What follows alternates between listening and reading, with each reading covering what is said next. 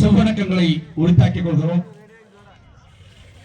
தொடர்ந்து இந்திய மண்ணிலே 2000 ஆண்டு காலமாக நடக்கிற ஒரு பண்பாட்டு போராட்டத்தின் மிக உச்சமான விஷயமாக இந்த தேர்தல் இருக்கிறது.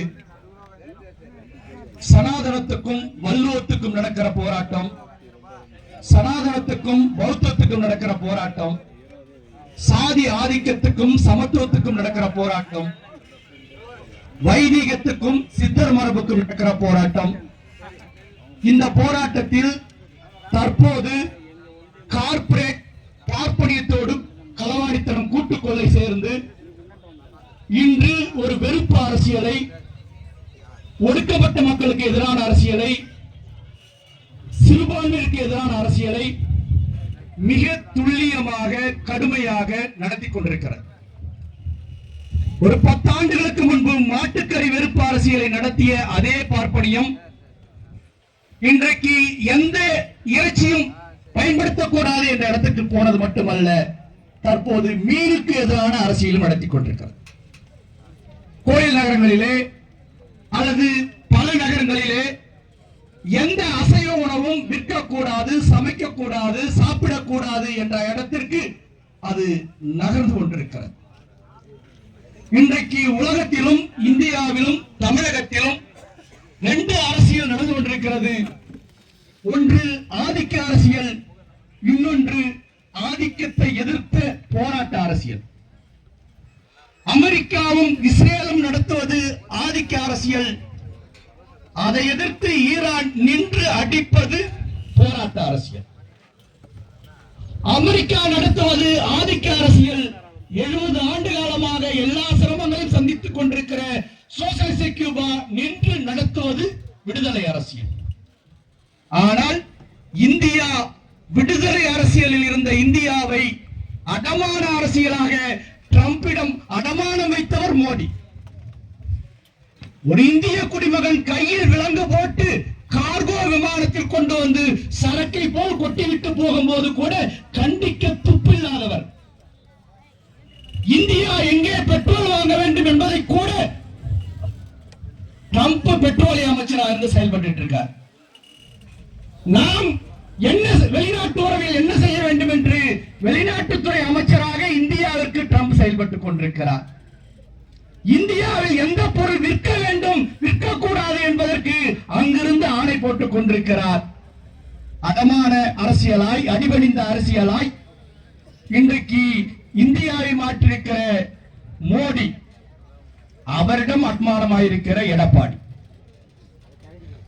இந்த நிலையில் தான் மக்கள் அரசியலுக்காக ஒரு போராட்ட அரசியலை நின்று அடித்துக் கொண்டிருப்பவர் முத்துவேல் கருணாநிதி ஸ்டாலின்.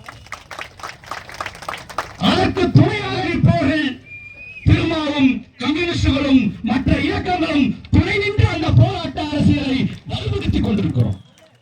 ஆகவே தான் சீட்டில் பிரச்சனை இருந்தாலும் களம் நாம் உறுதியாக நின்று போராட வேண்டியிருக்கிறது. ஆக இன்றைக்கு இது சனாதனம் உருவாக்கி இருக்கிற சொச்சங்கள் இருக்கிறது. இந்த மண்ணிலே ஊரும் சேரியும் தனித்தனியாகத்தான் இருக்கிறது. யாரும் ஊர்ல இருக்கிறோம் போய் சேரியில விட்டு பண்ண சீப்பா வாங்குறது இல்லை, அல்லது சேரியில் இருக்கிறவர்கள் ஊருக்குள்ள எழுதப்படாமல் தடை செய்யப்படுகிறது. அது இந்த தேர்தலிலும் இருக்கும். ஆனால் அதை உடைத்த தேர்தலாக கடந்த ஸ்டாலின் 1.1 இருந்தது. விடுதலை சிறுத்தைகளும் பொது தொகுதியில் வெல்ல முடியும், அதற்கு அனைத்து ஜனநாயக சக்திகளும் வலுவாக துணை இருக்கும் என்பதை நாம் நிரூபித்தோம்.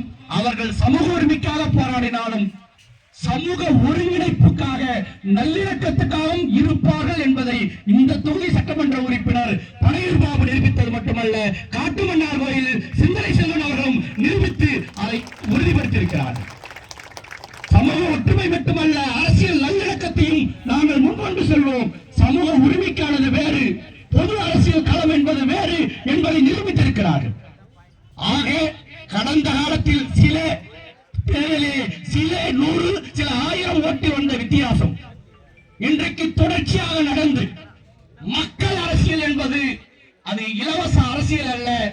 விளிம்பு நிலை மக்களுக்கு குறைந்தபட்ச நிவாரணத்தை செய்வது. அது மகளிருக்காக இருக்கட்டும், மாற்றுத்திறனாளிகளாக இருக்கட்டும், அல்லது முதிர்வோருக்காக இருக்கட்டும், விதவைகளுக்காக இருக்கட்டும், மற்றவர்களுக்கு அது இலவச அரசியலாய் தெரியலாம். அது வாழ்வுரிமை அரசியல்.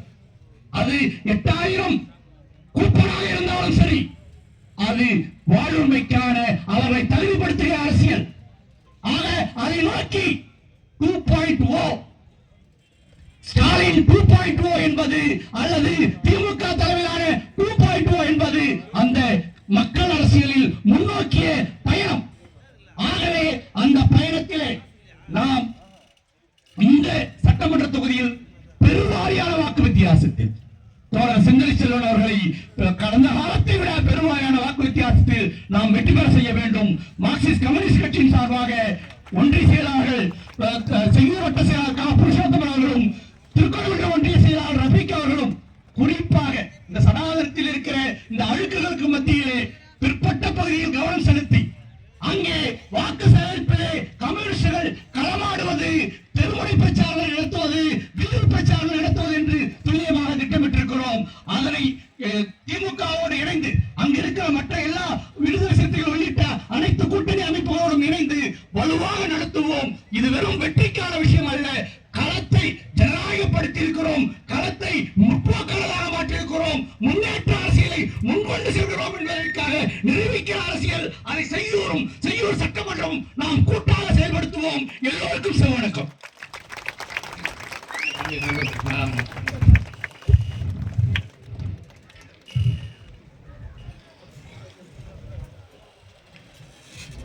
விசிக தலைமை முதலீடு பொறுப்பாளர் அறிமுகம் சூகா விடுதலை அவர்கள்